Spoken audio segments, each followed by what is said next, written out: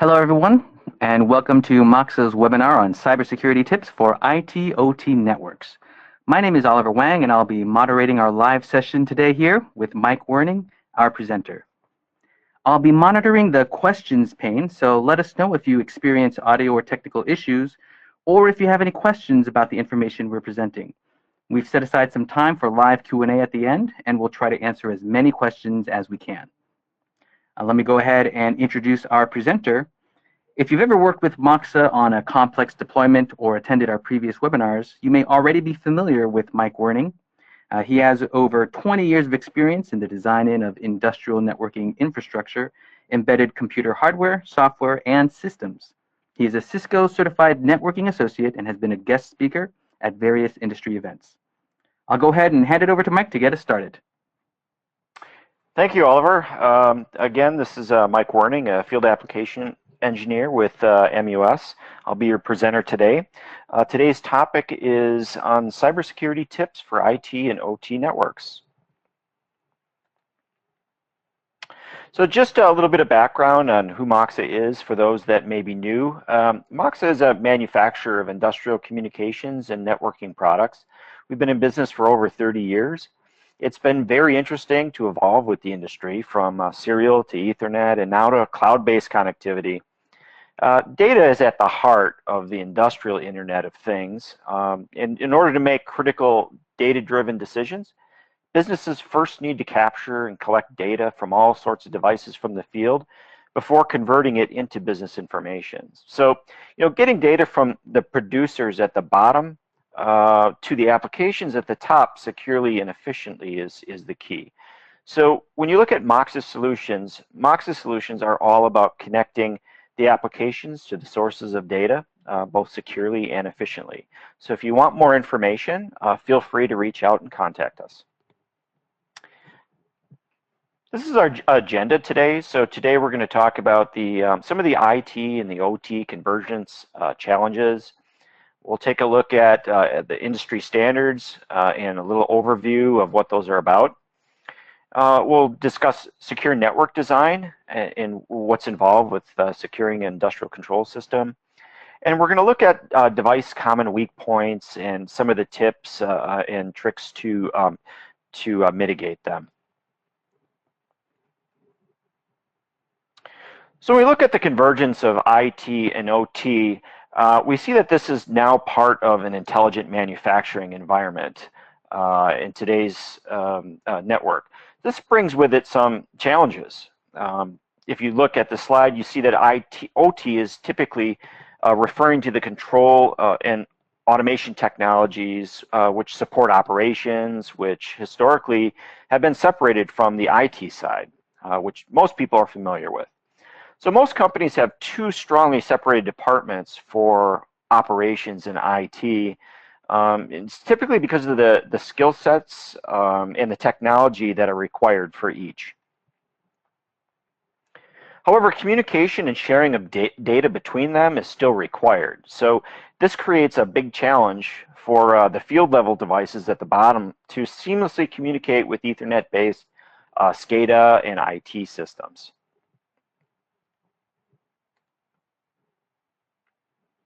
If we look at the IT side, we can see that the business focus is around computing technology and data analysis, not necessarily the embedded technologies or field bus technologies.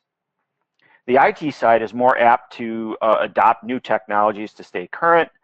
And if we look at the classic IT priorities, we can see that the priorities are more related to confidentiality and security, and have a much higher priority than availability would. So if we compare this to the OT side, we see that the focus is more on the control systems equipment and the machinery related to the processor factory floor. So the systems are more likely to stay on older and stable technology rather than being upgraded to the latest technology due to the impact on production. Due to the connected nature of the factory floor and the connections to the enterprise side, security is more of a growing concern. So when we look at the classic OT priorities, we can see that they're more heavily weighted towards safety and availability rather than security. So that brings up our first poll. So which side of the business do you think that you relate to today? So Oliver, can you help us with this? I see now that you have several selections that you can choose from. I work in OT, I work in IT, work for a vendor or supplier of OT products, or you don't work in either, but you're interested in learning more.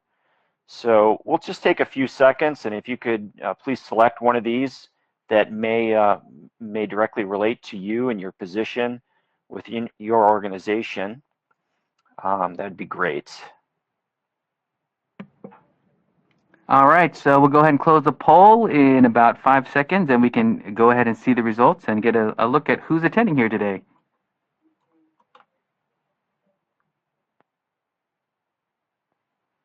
Okay, great. Thanks, Oliver. It looks like 54% of you work in OT or industrial automation. Okay, and some of you work in for vendors or suppliers of OT products, and then followed by IT, and just some tire kickers trying to figure out a little bit more about this complicated industry and the security related to it. So thank you very much for that information. Oliver, let's go back to the presentation. Okay. So ultimately, security is going to be a key focus for IT and OT converged systems in the future. So if we look at these areas, resilience, reliability, safety, security, and privacy, these were weighted differently, whether you're on the IT side or on the OT side. And ultimately, all these 5 areas must be reconciled to each other and have equal weight and importance for effective systems in industrial control systems. So why is this? So if we look at Department of Homeland Security and what they have to say, so they say cybersecurity is one of the U.S. most important national security priorities.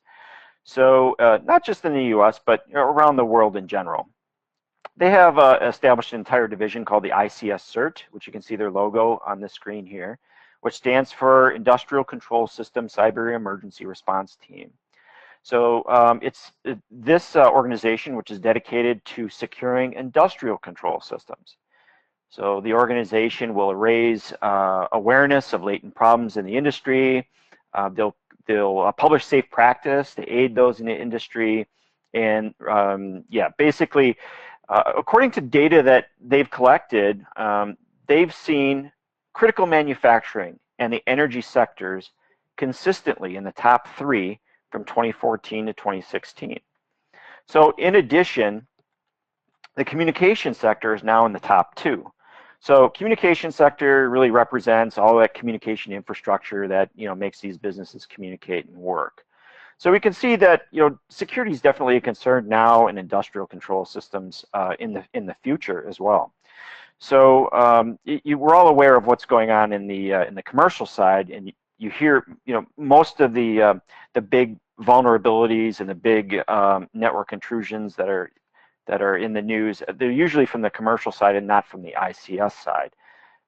But there is a team that is paying attention to that, and they're reporting regularly on the number of incidents. So definitely a concern. So that brings up our next online poll. So wow, we're really rushing into the polls right away in this presentation, it appears. But where do you see the greatest risk in industrial control system? And this is a very good poll question because the majority of you are on the OT side from our previous poll. So it'll be interesting to see where you see the greatest risk. So is it in the field bus protocols? And by field bus protocols, we mean Modbus or Ethernet IP, Profinet, things of that nature. Connections to SCADA.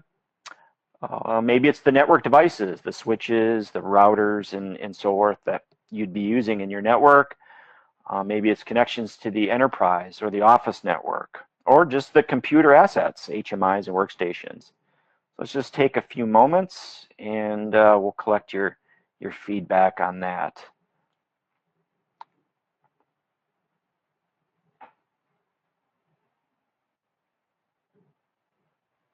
Okay, all right, Oliver, looks like you've got it for us.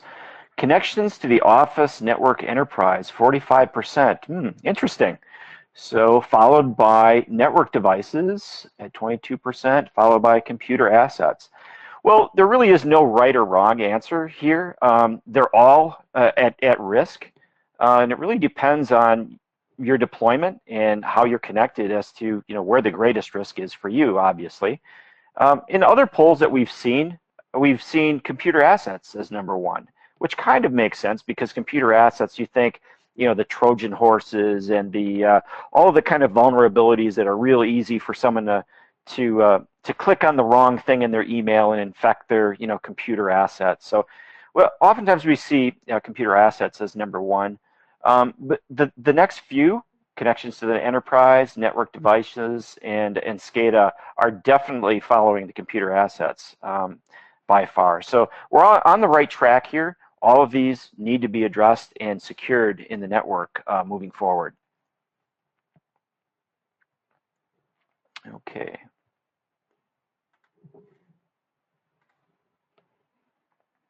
So when we look at some of the key challenges in cybersecurity for industrial networks, there's three typical challenges to improve cybersecurity for industrial networks.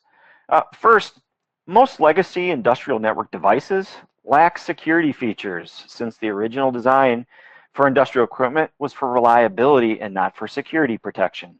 So a lot of devices that you'll find out there in your industrial networks, they just don't have the features required to secure them given today's threat.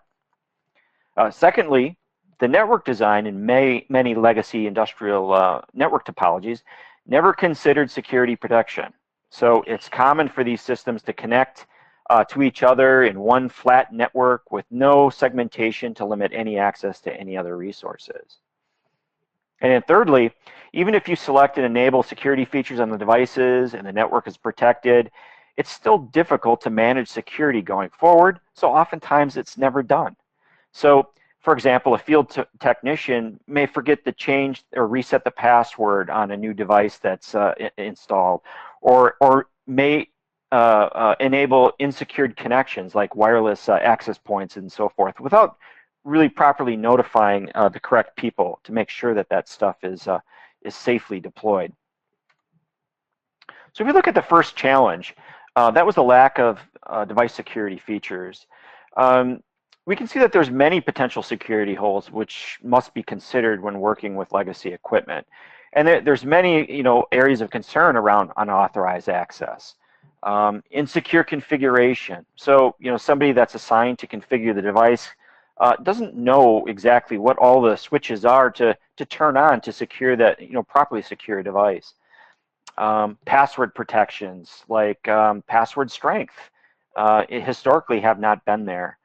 And really the inability to know when that device is under attack. So many legacy devices don't have any ability to signal to somebody that somebody's trying to brute force their way into the network. So without these basic security features, any of the end devices could be a weak point in the network design.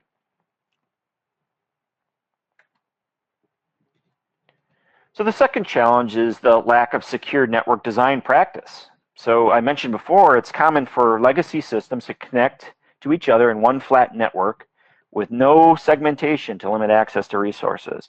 So the problem with this is that this results in a network penetration in one area of the network to get access throughout the network. So proper network segmentation can help to isolate that penetration into a single security zone so that your risk or exposure is only in one part of the network and not to the entire thing. And that can be very important, especially when you talk about Trojans and things of that nature infecting workstations and moving everywhere throughout the network.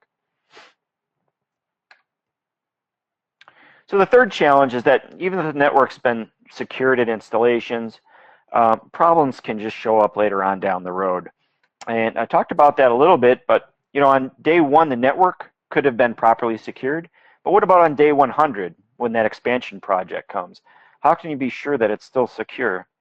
So it's incumbent on that operator to have proper operational processes and procedures in place for that, so that later on down the road, you can audit the network and figure out, hey, what devices are secured, what are not secured, and make the proper changes to the network. So in order to mitigate these challenges, it's essential that companies align their processes with cybersecurity standards for their particular industry. So when we look to general automation, for the general automation industry, we see IE 62443 has requirements for the components, for the device manufacturers in the design of their products, and also requirements for the operators and requirements for the integrators. To enable secure remote access, device manufacturers are incorporating encryption technology. So this is applied at the device level, such as a network switch or router, which could include a VPN, which is a virtual private network, and firewall features to limit communications. Embedded computers can also be enhanced with encryption, particularly to prevent file system information from being compromised. So if your embedded computer is stolen from a site, someone can't pull the drive and read the contents, for example. So encryption can also be applied at the protocol level, where security is inherent to the client-server communication model. So an example of this would be OPC UA or MQTT with transport layer security, which is typically used in the IIoT now. So it's incumbent on the system integrators to also align the design and configuration of systems with the standard as well. So what is 62443? You may recognize this formally as ISA 99. It's a series of standards that addresses the need for cybersecurity robustness in industrial control systems equipment. It was jointly developed by the ISA 99 committee, and now it's in the IEC. So the goal really is to improve the safety, availability, and integrity and confidentiality of components in the industrial control system. So here's a couple of references for you. Later on, you can go and download and look at the series overview and get more information on that should you choose. So why choose 62443? So on this slide, you can roughly see how different standards apply in relevance to both details of network operation as well as the requirements for device manufacturers. So if you look at 443, you can see that it has requirements that are relevant to the operation of the network, as well as relevance to manufacturers in terms of both security coverage and design details. So this makes it a very well-rounded specification for industrial automation. So it's been adopted by many of the global system integrators for the design of their industrial control systems. So, what's a global system integrator? Well, these are companies hired by operators or owners of networks to design and implement the control system. So they have the need to design systems securely and have adopted 62443 for the design of ICS systems for general automation. So the standard defines a system of policy and procedures that I mentioned before, as well as methodologies at the system and component level, which should be implemented for good cybersecurity. So at this point, they're not mandating the use of 62443. It's still in the adoption phase. And during the adoption phase, the closer that you can meet the 62443 requirements, the better, obviously. Let's take a closer look at what's in the set of standards. So in order to be effective, this 62443 requires that cooperation exists between the operators and integrators and the manufacturers. So at the operations level, the operator needs to have policies and procedures in place to audit and maintain the security of a system over time. So certain things like patch management, for example, you can't just push a workstation patch out in the middle of a production cycle during the middle of the afternoon and cause a workstation to reboot. So this has to be very planned and intentfully done during a maintenance window or in a time when you're not going to impact production, for example. At the system level, the integrator must create a secure configuration and also integrate a secure network design for the components to be effective and secure. And at the bottom, you can see it applies to the component supplier as well, Moxa, for example. So it specifies requirements for device and component manufacturers to also include security features in the design of the device. So you can see that the system doesn't work if there's no communication and cooperation. So the operators, the integrators, and the component suppliers all have to be acting with security in mind. So we'll take a closer look at several of these sections and see how it's applied to network security. So if we look at how security is handled, there's a number of different security levels. The standard defines 4 levels from 1 to 4, 1 being the most relaxed and 4 the most secure. So an example of security at level 1 might be like not displaying the characters on the screen while you type your password or substituting them with a different character. So this would prevent your password from being revealed. So very simplistic. An example of a level 4 attack is something like the Stuxnet attack, where very sophisticated malware was developed to seek out a particular PLC and changes programming. So those types of attacks are very difficult to prevent because they're usually the result of a zero-day exploit. Zero-day is a term which refers to an unpatched vulnerability in code, which may or may not have been publicized yet, and then therefore it's unknown to the majority of the world. So very difficult to fix something you don't know about. The reality of this means that the security level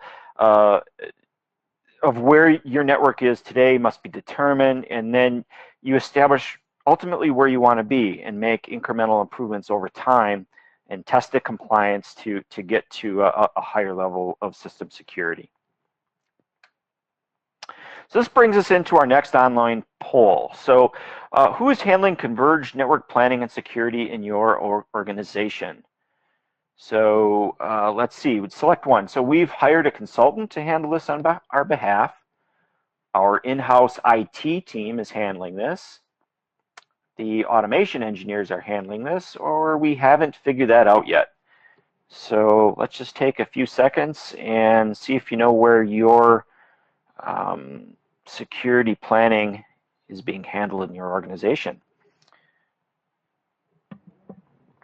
So we'll give you guys a few more seconds to answer, and don't worry, we won't tell your boss if it's we haven't figured that out yet. This is just a poll so that we can see where everyone is. And let's go ahead and see those results.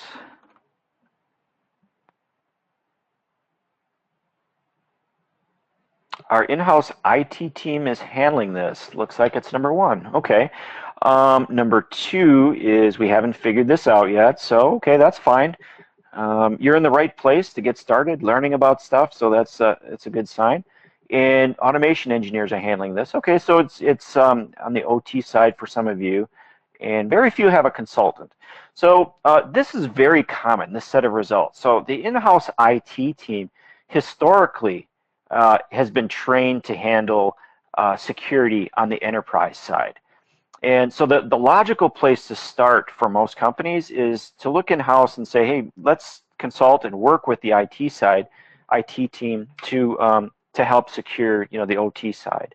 Unfortunately, a lot of those types of mitigations that are appropriate for the IT side don't always apply on the OT side, or they're in conflict. So it really does take some careful planning and working with the IT side and having understanding of the OT side as well to come up with an adequate plan. The consultants, a lot of the consultants, there's consultants out there that you could hire to come in and take a look at your network on behalf of the OT and help you out. So if you're an automation engineer and you're handling this and you're not comfortable, that's another way that you can go out and get training or get a consultant to come in and help you establish your security level or security readiness. Yeah, so just a few tips as it comes to that. Okay, back. Okay, the next section we want to look at is the 3-2 and 3-3 sections. So these requirements apply to the system integrators who are designing the systems. So they they guide the design of the system and call out different requirements for the different security levels that I mentioned in that previous slide, the SL1 through SL4. And they also refer to a model of creating these security zones.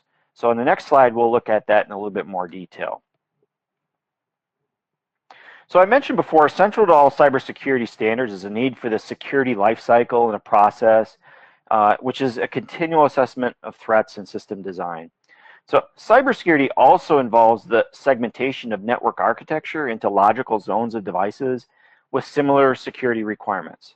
So the communication between zones must be over a network link, which is referred to as a conduit. So you'll hear of this referred to as the zone and conduits model, or somebody might throw this this term out to you, and it's not an electrical conduit. It's a network that has applications flowing on it. So the interfaces of the conduit are typically terminated by a firewall device, which defines the zone-to-zone interaction. So only specific traffic is allowed to flow across these boundaries. So applications which use the conduits have to be examined and their network requirements identified so that they can operate in this secure environment. So interactions between the different zones should be limited, such that in this example here, levels 2 and 1 can communicate directly, but level 3 cannot directly access 1. So, and no direct access from level 4, the business network, to level 3 or below without using a demilitarized zone. So the need to control these zones and limit the protocols that can be used on the conduit brings the need for an industrial firewall to be used. So in the past, this may just been a flat layer 2 network with switches that was not properly secured. And in the future, to meet a higher level of security, you need to have firewalls where, it shows in this simple example, really. So a dedicated firewall is the most common method of restricting access from zone to zone, as well as providing upper layer protection through deep packet inspection. So you can see here that there's different types of firewall devices. And these happen to be ones that are available from Moxa. And the performance and features vary based on different models, and I'm not going to get into that for this presentation. There's also the need to provide secure remote access to industrial control systems. So this drives the need for VPN capabilities to provide encryption to the communications that might travel over public networks or even private cellular networks. So there are different technologies that can be used depending on the applications. So here you see IPsec and OpenVPN listed as well. So you can see that also the performance varies based on different devices. The number of VPN connections will vary as well. So you may need a lower performance device at a remote site, but need a much higher performing device at a headquarters site to support all the remote site connections. And that's something that you'll work with when you do your network design. So another way to control traffic is through the use of access control lists. So at Moxa, we've included this basic type of traffic control into our layer 2 switches. So what is an access control list? ACLs are used to filter traffic either incoming to a port or outgoing on a port. So traffic can be filtered based on any number of parameters, and access to devices or parts of the network can be restricted by using them. So it's not quite as effective as using a full-blown firewall device like we showed earlier on the EDR series, but can be very effective at the edge of the network depending on your needs. So this brings us to a case study. So let's look at how this actually was used in a real-life case for one of the Moxa customers. So this is a secure network design protecting a steel production line. Steel mills traditionally use HMIs to monitor production line status. As networks are installed to enable monitoring of all the lines from a control center, it opens up devices to unexpected vulnerabilities. So one customer experienced a major loss when a fan was inadvertently turned off for one production line, causing a fire in their plant. So since the production lines were all connected to the same network without any segmentation, any device that was also connected to the network could have directly accessed that fan. So the client realized that this was a huge security risk and wanted to take necessary measures to avoid future incidents. So in order to protect their production lines, a number of items needed to be addressed. So each production line needed to be connected to the control center, but isolated from one another. Direct access to the production line needed to be minimized as much as possible. And data needed to be filtered between the different subnets that were established. So above, you should be able to see the firewall now. So above, you can see in the network arrangement used by the steel mill, a firewall at each production line allowed the secure communication to the control center while isolating traffic. The firewall at the edge of the control center helped secure the entire area from other connections and users. And then finally, that DMZ was established to allow the control center to monitor the lines without requiring direct access to the control systems. So this basic kind of technology and topology is recognized as sort of a best practice for many applications. But here you can see it, how it was used in a real life application to solve a problem. So getting back to the standard, let's look at how the 4-2 part applies of the spec applies. And this is 4-2 applies to the component supplier. So this is the set of specs that would apply toward Moxa or a device manufacturer. So it specifies requirements for manufacturers to include different security features in the design of the device. We can build devices which can be secured by the integrator and used in the network design. So we'll look closer at several of the features and how they apply to network security. So the standard addresses cybersecurity in the end devices. By addressing these 7 functional areas that you see in your screen here, the security level that's chosen, remember the SL1, SL4, affects how many requirements will be called out within these 7 categories to be used. Okay, so very simple, requirements and identification, authentication control, use control, those things that are related to integrity and confidentiality, data flow restriction, response to events, and resource availability.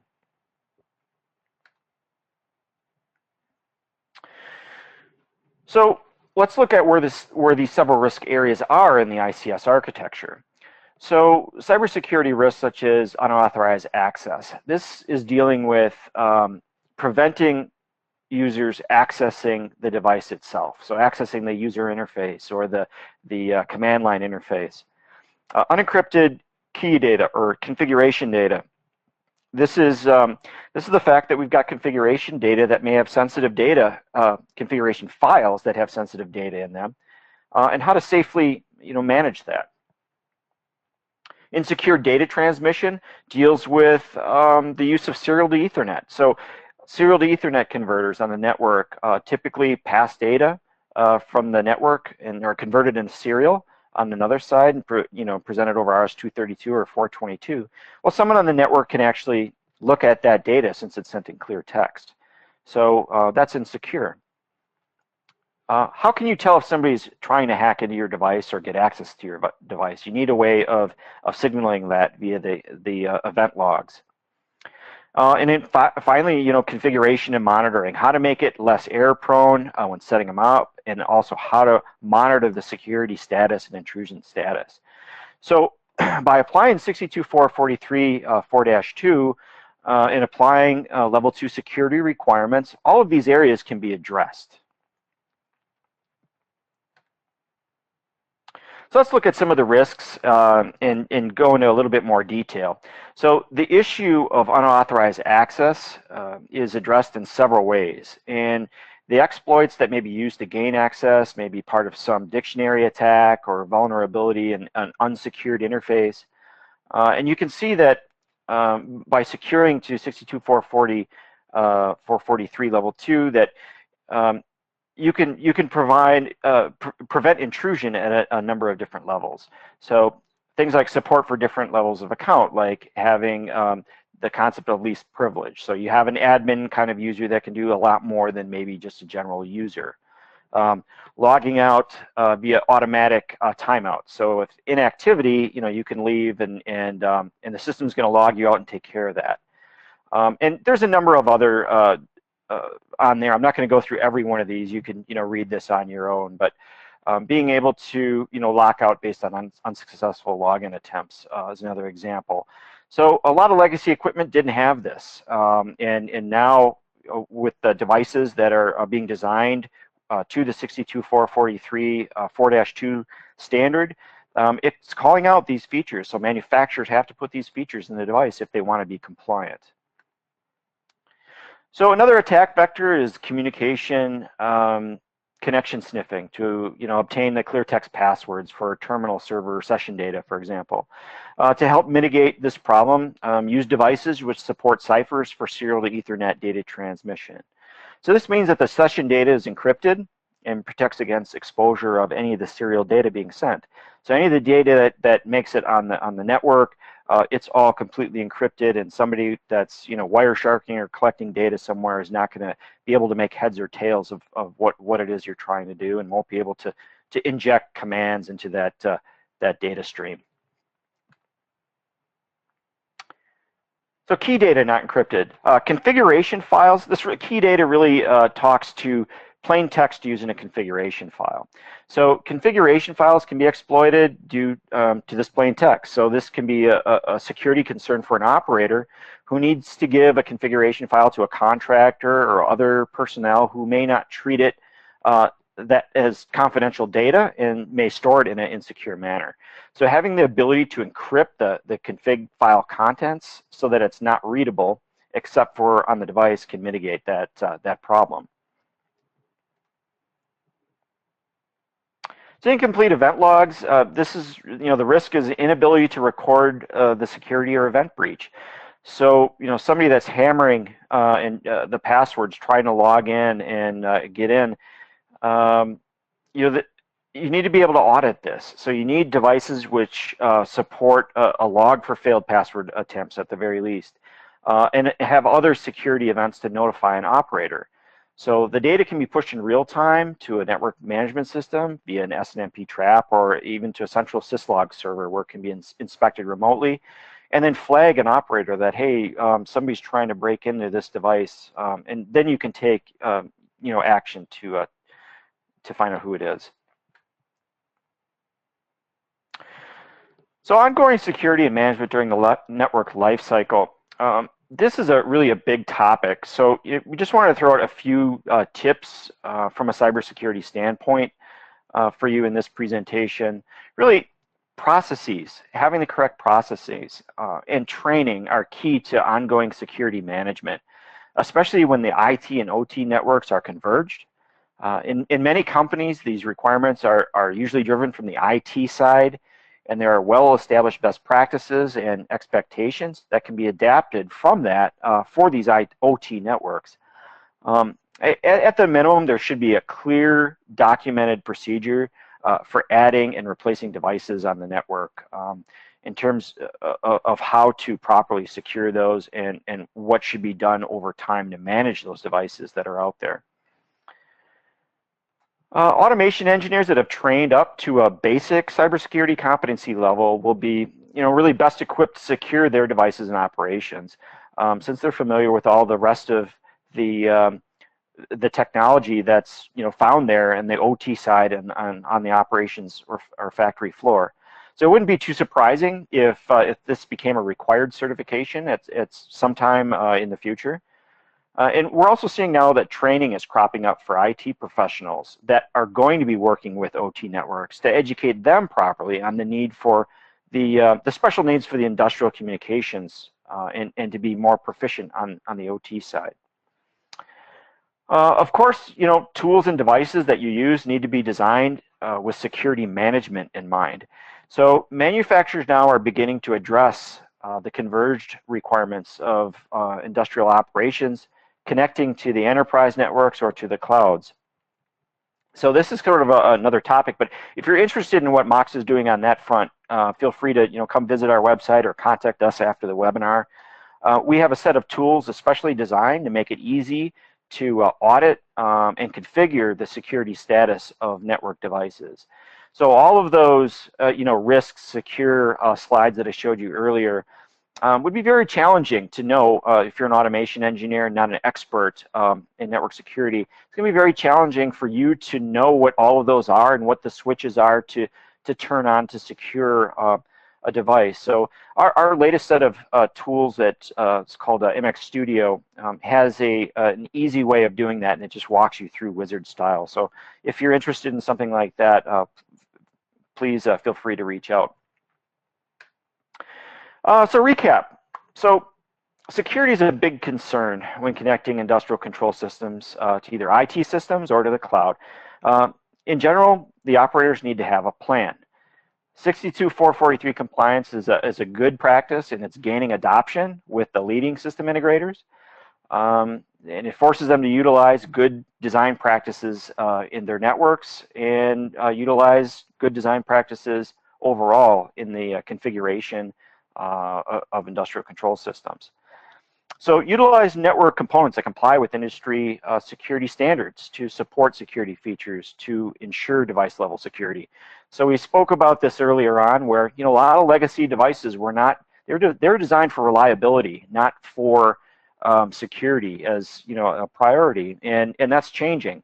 So when we look at the latest models that we generate as a supplier, we're generating switches that comply, that can be secured to 62443 level 2 security standards, to enable that system integrator that when he chooses our product, it can be put out there and secured to a known standard. And then finally, that operator who hired that integrator can safely and securely audit his network and can mitigate future attempts to break in, because all of the features are there for him.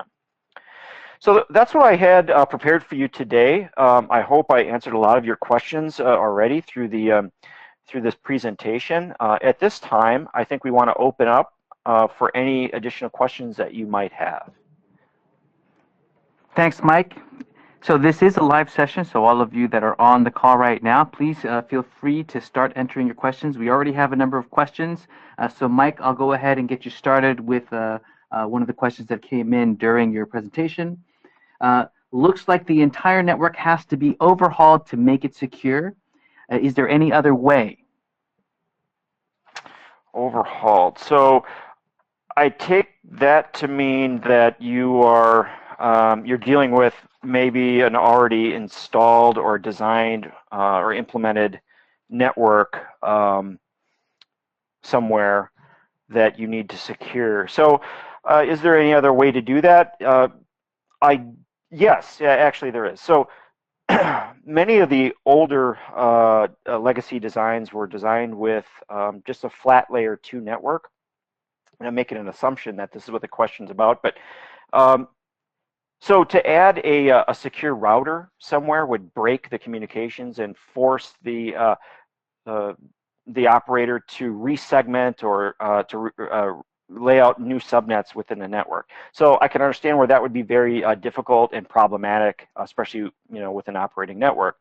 So what you can do there is, in order to add the zone and conduit model, you'd use a firewall that supports either, it's referred to as bridge mode or transparent mode. And what this does is it essentially, all of the traffic on either interface, on either side of the conduit, belongs to the same subnet.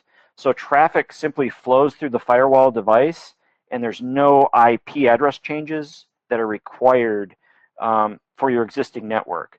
So it's like, think of it as a filter, and all the traffic that goes through is just going to be filtered based on whatever criteria that you set up. So I guess that would be my recommendation, without having to overhaul an existing network design, if you wanted to add more network security. Thanks, Mike, and a great question there. Thank you for sending us that question. The questions are rolling in. Here's another one. Mike, we routinely see reports of security vulnerabilities being found in communications equipment.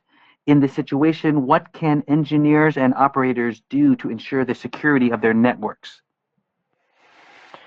Okay, support. Well, okay, so all vendors are going to have vulnerability at some time in their product life cycle. really, it's important to realize that security is not a one-time thing. It's not a set it and forget it. It's a life cycle. It's a process. Continual assessment of threats, assessment of system design, development of the countermeasures to mitigate risk, and then so really, I guess my recommendation would be to have a plan in place and also communicate with your vendors to obtain the current mitigations. This may be a new firmware or patches for known vulnerabilities, and then plan a time, maybe during downtime or maintenance window when you can go and install these updates and test them, make sure it doesn't break anything, to keep that ongoing threats. Because the vendors like Moxa, we're continually working with the companies and security agencies that notify us when there's a vulnerability. So we'll go and spin a version of firmware that incorporates a number of different security mitigations in it. So customers want to take advantage of that, but they don't want it automatically pushed to them. They want to be able to do it on their own terms, for example. All right, great question, and thanks for that answer, Mike. Here's another question. What protocols do you offer DPI for? And I'm assuming that's in reference to Deep Packet Inspection. Correct, yeah. So DPI, right now, Mox is supporting the Modbus Deep Packet Inspection. There are a number of vendors out there that support, other DPI, and DPI is an application layer a thing that's going on here. So it's looking at, just for the people that don't, particularly know, it's looking at the application protocol, and it's looking at the commands that are sent within that protocol. And it's saying, well, in our case, in the case of Modbus, it's allowing us to stop certain commands from getting through. So if you think about DPI in terms of Modbus, you'd have to open port 502 in a firewall to allow it through, right? So, but what if you just wanted to protect against write commands coming in from a zone that shouldn't have any write commands coming to it? So you'd want to be able to block the write commands at the protocol level, and that's what DPI essentially accomplishes for you. So hopefully that's a little bit of a background on what DPI is for, for those that have never heard of it before. And today we're supporting a Modbus TCP DPI. Thank you very much, Mike, for that answer to the question. These are some great questions. Let me move to another question. Auto logout can cause safety issues if the operator can't make timely changes. How is this issue addressed? So auto logout usually has a timer associated with it that can be set in the user interface. So auto logout could be disabled altogether if that passes your security standard, or it can be extended. So obviously, if you're in the middle of doing some sort of programming, you get logged out, you lose all of the programming changes that you made. So you may want to make that sufficiently long so that you can accomplish the task at hand. And that would be my suggestion. All right, thanks very much, Mike. Great question. Another question about the standard: is IEC 62443 a self-certification, or are there certified courses required to comply? Is it a self-certification? So by certification, there are consultants out there that can help you establish where you are in terms of compliance to the standard. There's no like certificate per se that you don't get this. I guess you can't just go through a series of tests and say, oh, well, I'm certified at such and such a level. You would have to hire a consultant to come in and do an assessment and give you, a sort of rating of where you fit within 62443. Because there's different levels that you can specify, different requirements for different levels. So what we do, Moxa puts in the features to allow you to secure your network to a given security level. And whether or not you turn those on or not, that would have to be audited by someone out in the field. All right, great question, and thanks for that answer, Mike. Moving on, how secure are VPNs? Can they be relied on to limit cross movement once a hacker is inside the external firewall of the network? So the VPN itself doesn't limit cross movement per se. However, like in the case of OpenVPN, you can prevent client-to-client interactions through a central site. It's really recommended that internal firewalls be used in conjunction with the VPN. So for example, you can allow the VPN to give you access to the subnet and then only to specific shared resources through an access control list. So the defense in depth sort of architecture that that zone and conduits refers to can limit penetration in one zone from allowing access to the entire network as well. So, but the VPN itself typically doesn't do that. It's used in conjunction with other features like the accessible IP list in a particular device and the firewall rules. All right, thanks very much for that, Mike. Some really good, meaty questions that we're getting out there from you guys. So keep them coming. We'll try to get to as many as we can. Here's a nice one. We are working on an IoT product, but we are developing almost everything. We are going to integrate our new products to systems that are already secured. Do you think it may be necessary to invest a lot of time and effort to secure the new devices of our new products? That's a lot to consider, but Mike, want to give that a go? Well, yeah, it's a little bit nebulous, but you're adding new products to an already secured network, and that can be like the Trojan horse and just opening a back door into the network. So I would absolutely suggest that you look at this new product in terms of what security features it can provide, how it communicates. Does it communicate over insecure media like public networks or cellular networks? Lot to be considered there, and definitely the protocol that you're going to use, to communicate in the IIoT. I know, for example, MQTT, can utilize transport layer security to secure the communications, encrypt the communications, but it has to be turned on first. So by default, if you just go download an open source package, that's usually not configured. So I would, it's kind of a case-by-case thing, but the answer is yes. You need to pay attention to how that particular IoT product interacts with their existing network. Thanks for that answer, Mike. We got a couple of questions regarding the recording of the webinar. So just for everyone on the call, some of the people who weren't able to get to the webinar on time or time zone issues, we will be sending every registrant a link to the recording of this webinar.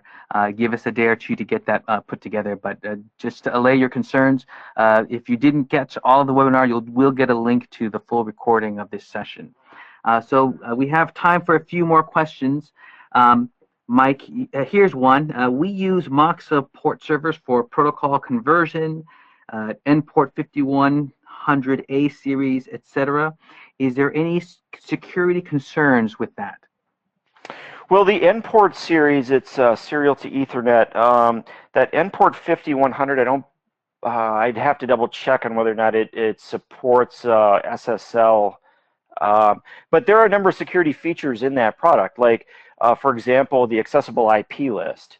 So any vulnerabilities that you might have in that in the device, as long as you use the accessible IP list to establish what is able to communicate with that endport, you can establish a level of security with it. Like for example, if you had a problem with the let's just say like the web interface or something like that, and you didn't want anybody to access it from maybe a cellular network or someplace that's unauthorized to access that user interface, you could use the accessible IP list to limit which IPs or IP ranges are authorized to access the user interface or the management interface of the end port itself. So therefore, if you're not coming in over a secured network, or you're not coming in from an IP address that's in the allowed range in the device itself, it will not allow any sort of connections there. So it's hard then to sort of I guess try to take any advantage of any sort of vulnerabilities that may be in the user interface, if there are any. So yeah, there are features there, and obviously there's password protection on the user interface as well. And all of the endport series have recently been upgraded in terms of adding more security features to get closer to the 62443 compliance. Like I want to say the endport 6000 series is the most secure, and it supports 62443, and I believe it's level 2 compliance for security, and SSL encryption of the Ethernet to serial data as well. So I hope that answers your question. Thanks for that, Mike. These are some great questions. I hope we get to all of them, but we are running up on time. Here's a great one. Is it common to have the automation folks engineers design and maintain all OT networks and keeping the IT folks out of the OT space? I'd be really curious to hear if this person is asking as an IT person or an OT person, but Mike, you want to handle that? Yeah, so I guess I'm going to relay like my experience, what I've seen. Larger operations, larger companies, plant-wide, factory floors, a lot of times IT gets involved with those. But smaller projects, it's very common for the OT side to be in complete control of that. Sort of a compromise is having a line of demarcation between the enterprise network, where the IT folks will secure their end with some sort of security device, commercial security device, leading to the factory floor or plant floor, and then any problems that happen beyond that are on the OT side, and it's incumbent on the OT engineers to solve any problems that come up at that point. So they take a hands-off approach, like everything up to this line is IT and everything after that is OT.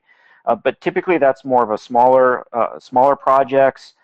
It's pretty common for the OT side to want to control that network because of the different technologies that are involved, and it's just the 24/7 uptime operational status and the need for those networks to just work, and they typically don't want IT meddling on with the workstations, for example, just for a simple example. So they'll control everything on that other side of the demarcation, and they'll put a firewall in. So there's one large oil and gas supplier I work with where they had a Juniper firewall that was managed by the IT side, and at the local site where they were doing the gas, I'll just call it gas processing, they had an industrial firewall device that could survive in extended temperature and high shock and vibe, and met all the OT requirements for an industrial strength device. And they're back to back. So, the OT side was protecting their interest and the IT side was protecting their interest. And they were both managing their respective sides that way. Wow, thanks very much for that, Mike, and great questions. I'm heartbroken. We have some really good questions that we didn't have time to get to today. So we're going to take a look at all the feedback, all the questions we got for the webinar, and your responses on the webinar survey. And we'll see if there's other opportunities for us to develop content that might address some of these questions. There's clearly a need out there for this kind of information. But we're going to have to go ahead and wrap it up for now. If we missed your question, or if you want guidance on a specific situation or issue, you can contact us directly at usa@moxa.com. One last thing, please spare a few minutes to complete our feedback survey after this broadcast ends. Big thanks to Mike for the information you presented today, and big thanks to everyone for tuning in. Any last words, Mike? No, thanks everyone for attending. It's been my honor to present this today. All right, we'll go ahead and end the webinar now, and I hope all of you have a great rest of the day. Thanks for attending.